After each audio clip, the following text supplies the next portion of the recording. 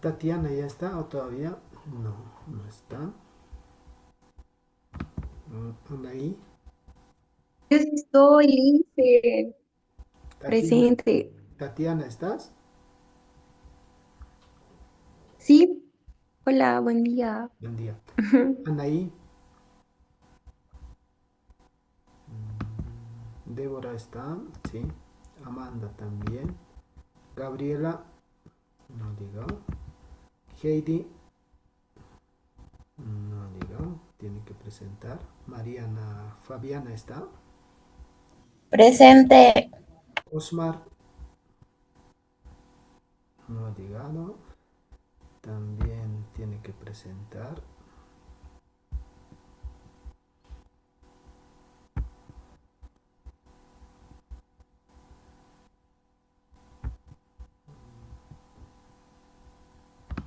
Mariana Pérez, Presente, Lice. Luz está. Camila, Presente.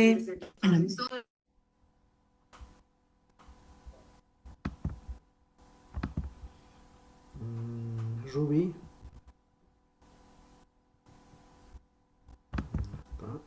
Y Carola llegará. Ya.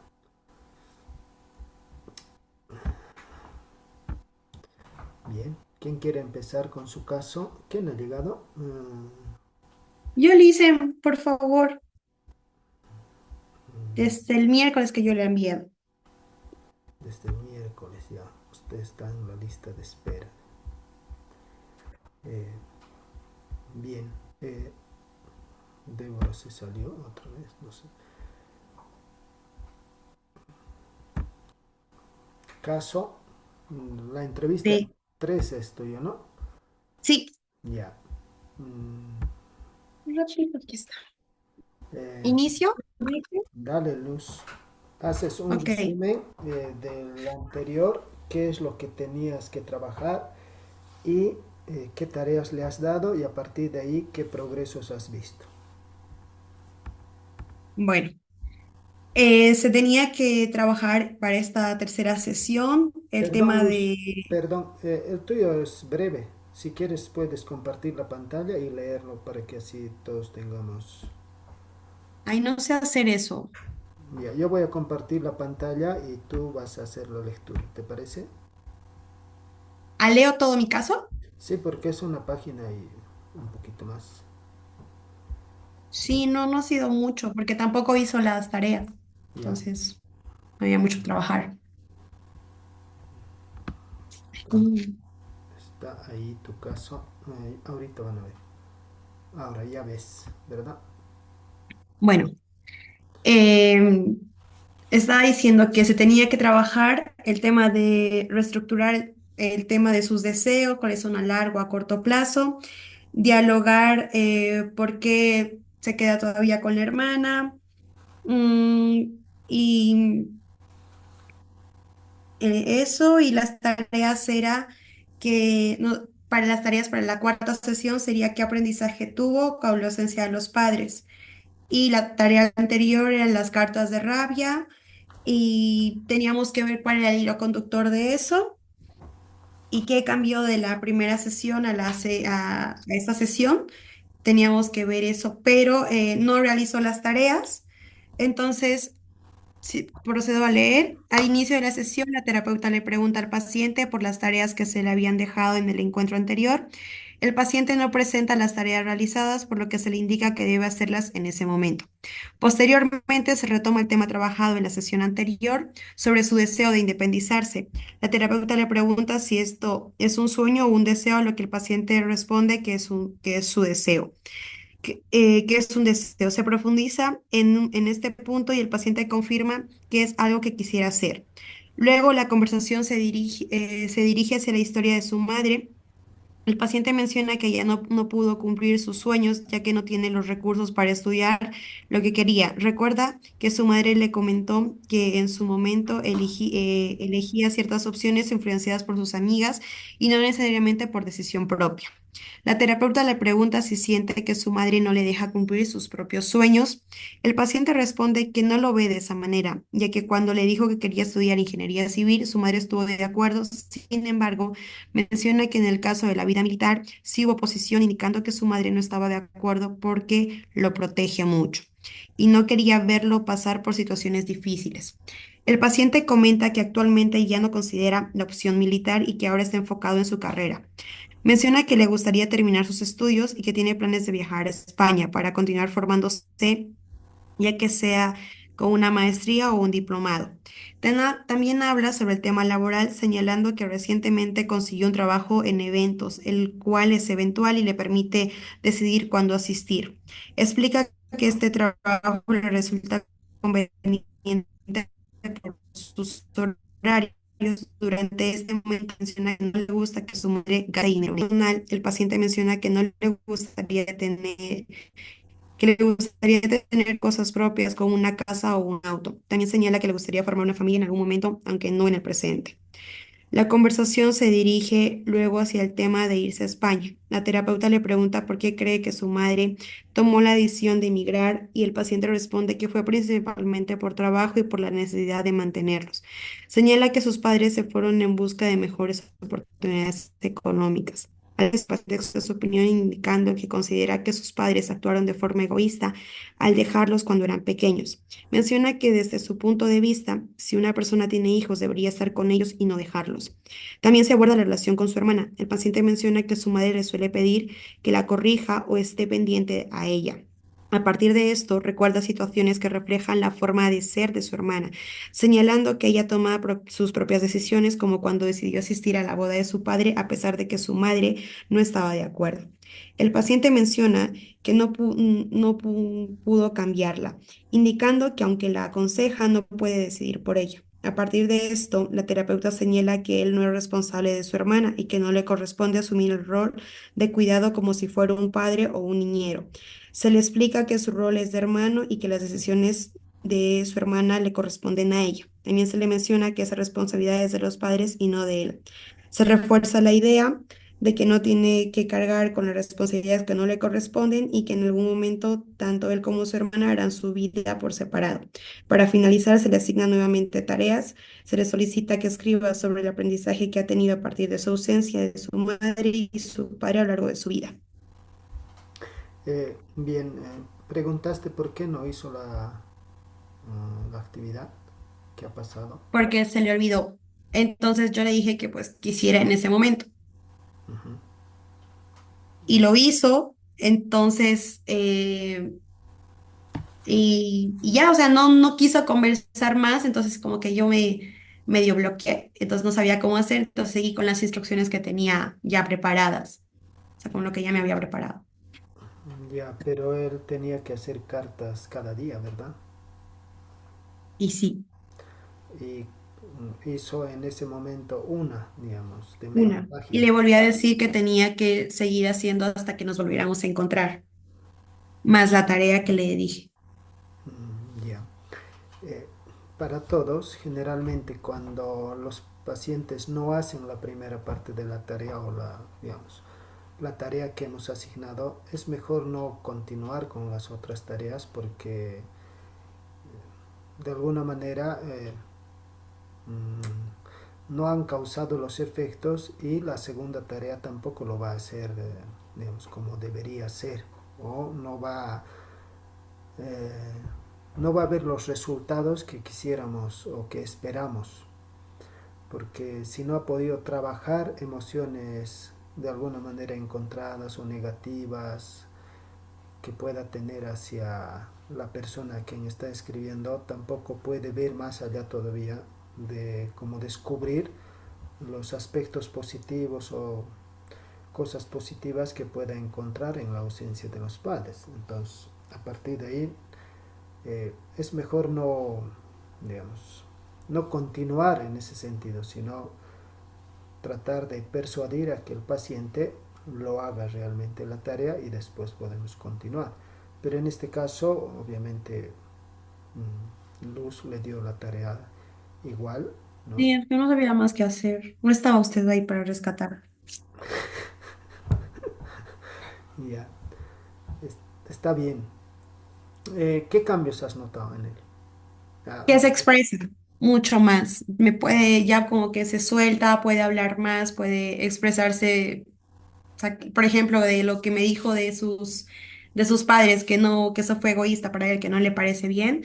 Creo que al inicio de la sesión no hubiera sido capaz de hacerlo. ya.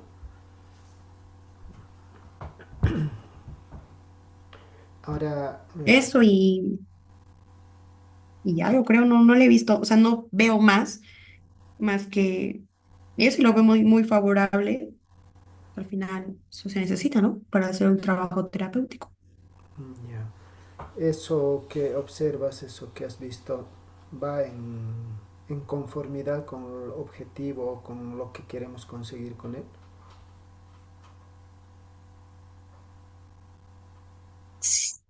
Sí. O sea, nuestro principal objetivo era hacer la reestructuración del tema del papá y también que se expresara, porque al inicio era muy escueto, no decía mucho y tampoco ha sido como ha ido hablando más. Entonces pienso que sí. Bien. Ahora, ¿qué has hecho con la carta que ha escrito ese rato? Le dije que se la guardara y que de aquí hasta que nos volviéramos a encontrar tenía que escribir lo mismo y que ahí vamos a ver qué hacer y eso le iba a preguntar, ¿y ahora qué hago? Si es que las trae. Ya. Ahora, primero hay que evaluar, ¿no? ¿Cuál es el hilo conductor o qué idea está plasmada en las cartas o qué emociones prevalecen? Si son negativas, obviamente hay que, ¿no? Pedir que, por lo general, lo que personalmente hago y me resulta es decir, ¿y usted desearía seguir cargando con esas emociones negativas que más que ayudarle le bloquean, le perjudican en la vida? Y el paciente generalmente dice no. Entonces yo digo, yo tampoco estoy de acuerdo, así que nos vamos a deshacer de todo eso y rompa las cartas, ¿no? Y generalmente la persona, digamos, hay personas que se extrañan un poco, otros con gusto lo rompen, otros hasta con rabia, depende, ¿no? De la... Y también hay que preguntar qué ha cambiado de la primera a la última carta. Como les dije ya en varias oportunidades, hay personas que a las primeras cartas lo escriben con rabia, con enojo de repente a la persona, pero después como que sienten pena y dicen, pero ya me dio pena también, ya no tenía más que escribir. Entonces es importante evaluar eso, qué cambia de la ¿Ya? primera a la última carta y cuál es el hilo conductor, el tema de que es recurrente en todas las cartas, porque a partir de ahí podemos darnos cuenta cuál es la emoción que prevalece, ¿no? En ese problema que pueda tener el paciente. Entonces, por una parte eso. Hay pacientes que dicen, me gustaría guardarme alguna carta. O sea, se podría decir que si es que desean pueden todavía preservar, pero solamente hasta la siguiente sesión, ¿no? Porque son situaciones negativas y no es bueno. A no ser que sean cartas de agradecimiento, ahí sí se puede quedar el paciente y poner en el lugar que la persona prefiera. Después con la segunda tarea tienes que revisar aprendizaje por aprendizaje y valorar mm, su capacidad, su resiliencia, o sea, los valores que él ha tenido o los aprendizajes que él ha hecho a partir de la ausencia del padre, ¿no? Y también hay que resaltar, si es que ellos no se hubieran ausentado, es más probable que usted no hubiera tenido estos aprendizajes, ¿no? Aunque él se expresa que es sobreprotegido o algo así. Ujú. Eso mamá lo protege mucho. Ya. Entonces a partir de ahí un poquito, no un poquito, sino hay que resaltar bastante los aprendizajes que ha tenido. Y se le invita a que siga Ok. buscando también esos aprendizajes a lo largo digamos, de aquí para adelante, porque estoy seguro que hay muchos aprendizajes más para la vida que él ha tenido desde la ausencia de los padres. Ahora, si ha hecho bien las dos tareas, pasarías a dar otra tarea para continuar con el progreso digamos, en la resolución de las dificultades de tu paciente. ¿Cuál sería la siguiente tarea en este caso? Una carta de agradecimiento hacia el padre, porque nuestro primer objetivo era reestructurar eso y por eso las cartas de rabia y demás, y sería una de agradecimiento hacia el padre. Ujú. Hay que seguir Ok. reestructurando la idea que tiene él dice, si él tuvieron hijos, deberían estar a su lado, ¿no? O más o menos así Ujú. expresa. Sin que no podían dejarlos. No podían dejarlos.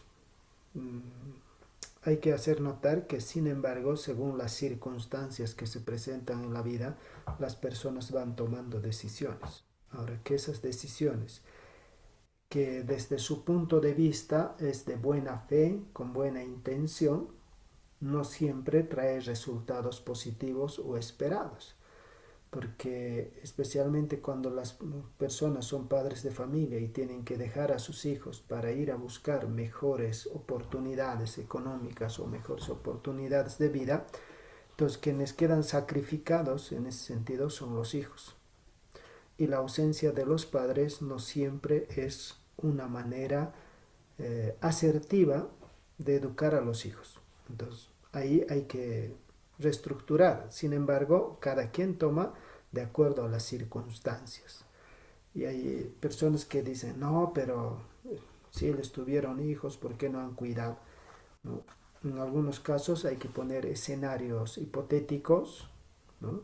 O sea, decir, si tú te hubieras encontrado en esa situación, ¿qué decisión hubieras tomado? Siendo padre de familia con la responsabilidad de cuidar a los hijos, de mejorar tu economía, ¿qué decisión hubieras tomado? Entonces, ahí un poquito hay que hacer reflexionar, ¿no? Porque piensan que deliberadamente los padres tomaron la decisión y quién sabe con intenciones de perjudicar a ellos, pero no es así la vida, ¿no? Entonces podría hacer carta de agradecimiento. ¿De qué? ¿Cuál va a ser el tema que agradecer? Ay, por haberla abandonado. Parece contradictorio, ¿no? Claro, o sea, o ver a partir de sus aprendizajes cuál es el que más resalta y agradecer por ese aprendizaje. Así lo relaciono, ¿o no? Está bien. Entonces, carta de agradecimiento, pero también como que disculpando o perdonando al papá las ausencias que ha tenido gracias a sus decisiones que ha tomado en la vida. Ahora, Ok, no se puede juzgar a la persona, digamos, desde sus decisiones que ha tomado. Cada quien toma en su momento, como les digo, de acuerdo a las circunstancias. O sea, hay muchos factores que influyen para que una persona tome una decisión. Y eso los hijos, quién sabe, no lo entendemos también, ¿no?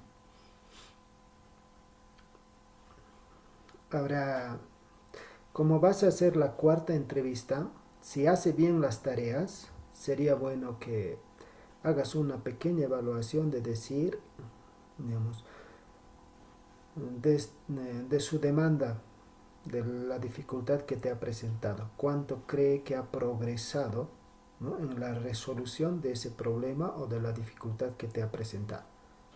¿Y qué ok. faltaría para seguir progresando? Digamos, ponle, ¿no? La escala del 1 al 10. Si te dice Ujú. 5, entonces vas evaluando y dices, ¿qué faltaría para que llegues a 6? ¿Qué faltaría para que llegues a 7? Y pues la tarea surge de ahí. Si dice, me faltaría perdonar a mi papá. Bien, de hoy hasta que nos encontremos, tú vas a buscar espacios, ¿no? De encuentro más, de, de estar contigo mismo y en tu corazón llegar a perdonar a tu papá. Pero no una sola vez, sino, digamos, todos los días buscas un espacio donde te encuentres contigo mismo y a partir de ahí puedas tener esos espacios de reconciliación con tu papá, ¿no? Entonces, si dice faltaría esto, entonces esa es la tarea que se le da, que continúe el paciente. Está bien. ¿De acuerdo? Sí, Bien. ¿Quién gracias. continúa?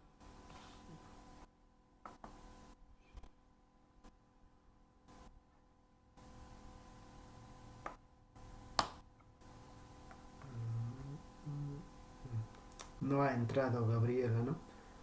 Tampoco ha entrado Osmar. Heidi está.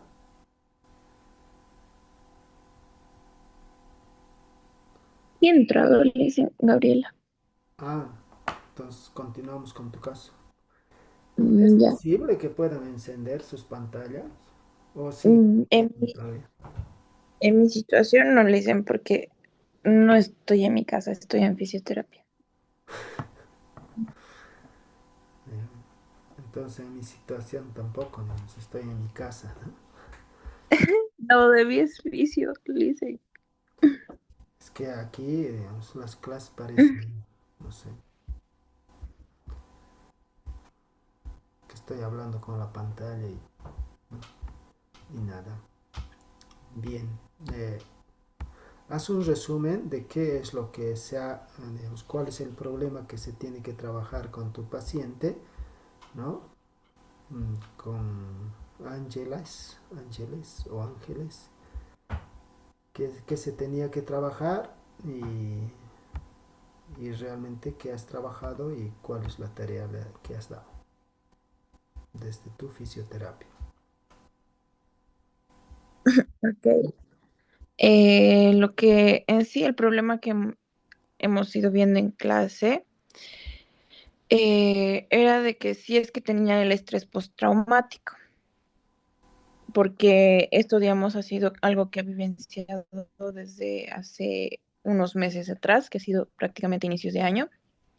Y usted dijo de que teníamos que preguntar, digamos, indagar un poco más, investigar para ver si es que ha sido de esa forma.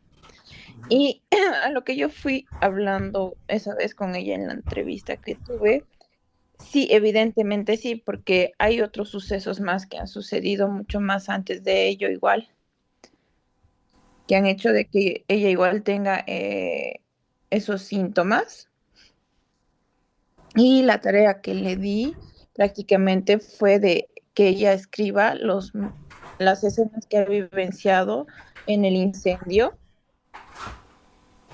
que obviamente que las vaya detallando poco a poco en cada una de las escrituras que ella haría. Ya. ¿Y cuáles son los síntomas que has confirmado? Si fuera estrés postraumático. Ya, prácticamente los síntomas, ella dice que siente esa presión en el pecho, también hay igual la parte de inquietud, pero estas cosas que prácticamente esto de la presión en el pecho, muy aparte de lo que ha sucedido el incendio, mucho más antes igual lo ha sentido. Ya, pero la presión en el Y pecho no confirmaría, ¿no? El síntoma, digamos, el estrés postraumático. ya, porque es que después igual habla de las pesadillas que tenía ella. Y bueno, que tiene más que todo con la parte de lo del incendio. Ya, pero ¿qué partes resalta del incendio? Porque hemos dicho que hay, digamos, síntomas muy claros y hay que confirmar si es estrés postraumático o no. Ujú. Ya, ¿Cuáles son esos déjame un síntomas ratito. que ella presenta?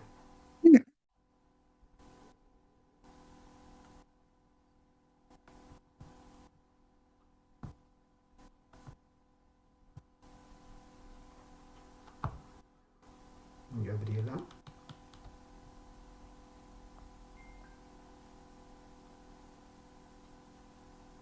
Ahora sí, perdón, perdón.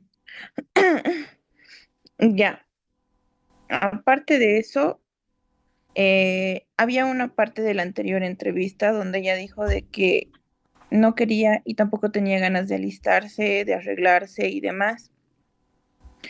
Y esto ha ido, se puede decir, creciendo a lo que me comentó cuando ella vivenció esta parte del incendio. Igual. Ya, pero ¿cuáles son, digamos, de qué manera expresa esas vivencias? ¿Qué es lo que expresa? ¿Son imágenes? ¿Son ideas? ¿Son pensamientos? ¿Son No, son creencias? prácticamente, me dijo, como escenas que ella recuerda del incendio. Hay momentos que recuerda, más que todo, ella recuerda lo que su papá ingresó a lo que es el fuego. Luego igual de su pareja, más que todo igual recuerda cuando empezó a incendiarse, igual todito lo que, donde ella vivía. Y también recuerda cuando justo les llamaron a su papá para decirle que su casa se estaba incendiando. Ya. ¿Cuál es su mayor miedo de ella? ¿O qué miedo tú? Ella tenía miedo de, más que todo, la parte del padre, de que le pasara algo, pero también tenía el miedo de que le pasara algo a su pareja actual. Ya, ¿qué le pasaría? Pero ¿cómo lo manifestó? Ella prácticamente me dijo de que tenía miedo de que en algún momento, como había las llamas del fuego y demás, de que les pasara algo dentro del lugar, ¿Pero qué les pasaría? ¿Cuál es el miedo?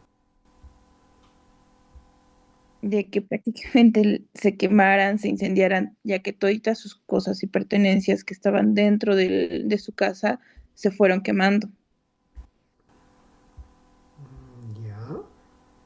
Ahora, obviamente, dice que tenía miedo a que pueda perderlos, ¿no? Que puedan morir. Pero, Ujú. ya. A eso es que quiero llegar, pero no sé, digamos, si tú has entrevistado, digamos, no vas directo a lo que dicen, entonces. Ahora, yo tengo unas dos preguntas. Tú Ujú. dices, dice ella, esa presión es intensa, sí, bastante incómoda. Me quedo con eso, tú dices, me quedo con eso porque no solo es el recuerdo, sino cómo lo vive tu cuerpo también. Y ahí dices, Ujú. no sé quién hace breve pausa, no sé si tú o ella, ¿no? Y ahí Prácticamente, ella ujú. hace o vos, No, ella. ya. Transición contenida. ¿A qué te refieres con transición contenida? Ah, eh, es que digamos de lo que hubo esa breve pausa, prácticamente ella ya no me decía nada, se quedó ahí. ¿Eso significa transición contenida?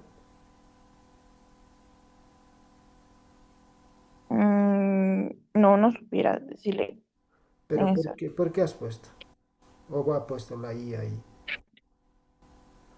No, Pero entonces, si no entienden palabras, digamos, ¿qué significa? ¿Por qué ponen?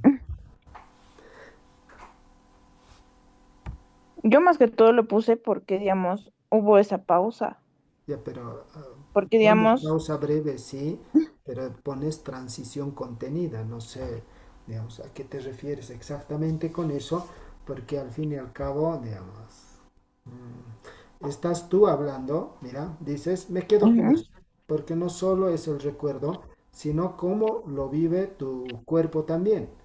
Y pones ujú, esa pausa breve, transición contenida, y tú continúas. Y desde tu manera de entender lo que pasó, ¿qué significado le das al incendio?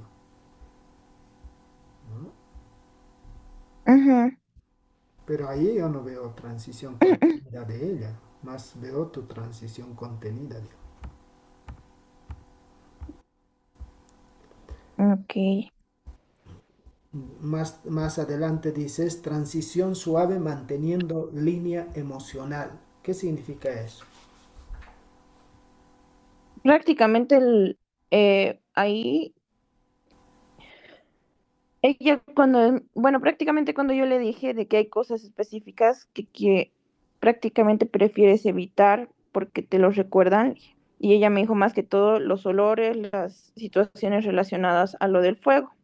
Y ahí prácticamente ella empezó a lagrimear, por eso le puse como una parte emocional, no sabía, digamos, qué más podía poner. Ya, pero ¿qué estás queriendo expresar cuando dices transición contenida, transición suave? ¿Qué es lo que quieres expresar, digamos, así, para que todos entendamos? No sé, o de repente yo soy el que no entiende y alguien, digamos, no sé, Fabiana, ¿tú entiendes qué es transición contenida, transición suave? No, Lice, no me queda muy claro. Ya, Amanda, No le dicen tampoco, no entiendo. Débora,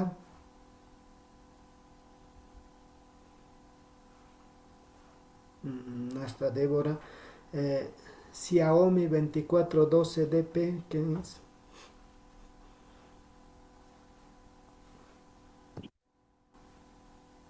Creo que yo, soy Tatiana. Tatiana, ¿entiendes qué es transición contenida, transición suave? No, no me queda claro igual. Bien, por último, Camila Parra. No, Lice, no, no entendí. Ya, Lisa, no tengo buena señal, pero no tampoco entendí. ya. Entonces, digamos, Gabriela, no es que yo nomás no entiendo, digamos, ¿no? Tus compañeras tampoco entienden. Y cuando te he preguntado, me has dicho lo he puesto ahí, pero tampoco sabías explicarlo. Entonces, no pongan términos, o por lo menos si la IA se los pone ahí, pues apréndanselo el significado, qué significa, digamos, qué es lo que está queriendo decir esa palabra transición suave, ¿no? Transición contenida. Manteniendo línea emocional. ¿Cómo se mantuvo esa línea emocional, Gabriela?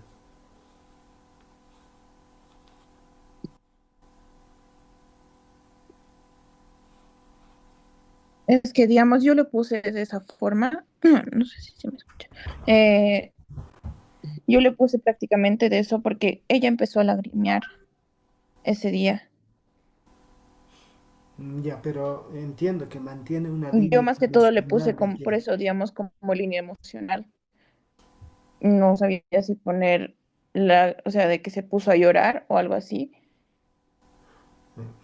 pero obviamente si observamos algo, ¿no? Alguna emoción que trata de expresar la paciente, entre paréntesis, como no es la primera vez que sucede, que muchas veces sus compañeras también lo han puesto, digamos, se puso a llorar, ¿no?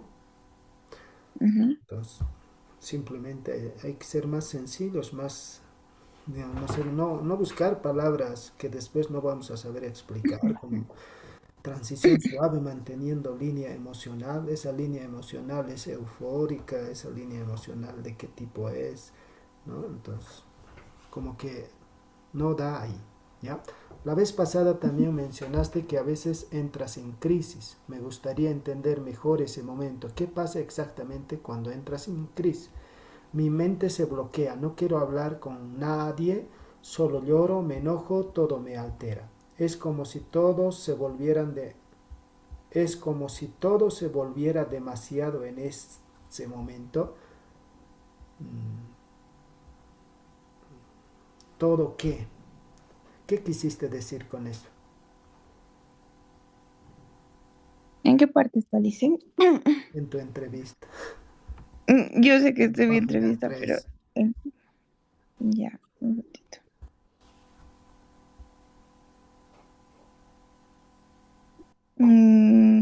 Ya a ver, ¿dónde?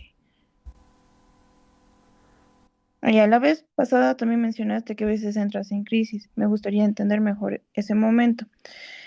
¿Qué pasa exactamente cuando entras en crisis? Mi mente se bloquea, no quiero hablar con nadie, solo lloro, me enojo, todo me altera. Ella me dijo prácticamente me dijo eso, porque digamos, recuerda prácticamente esos momentos es que ella ahorita está pasando por la parte del incendio, la parte de su mamá, y muy aparte de querer ser igual en tanto económicamente